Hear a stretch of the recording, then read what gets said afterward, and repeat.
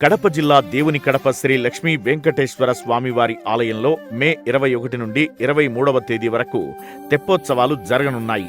స్వామి అమ్మవార్లు ఆలయ పుష్కరిణిలో ప్రతిరోజు రాత్రి 7 గంటలకు తెప్పలపై విహరించి భక్తులను కటాక్షించనున్నారు.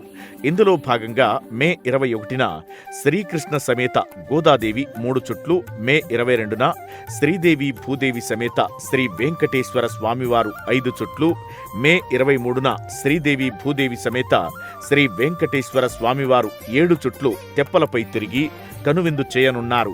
ఈ 3 రోజుల పాటు ఉదయం 10 నుంచి 11 గంటల వరకు స్నపన తిరుమంజనం, సాయంత్రం 6 నుండి 6 గంటల 30 నిమిషాల వరకు తిరువీధి ఉత్సవం నిర్వహిస్తారు.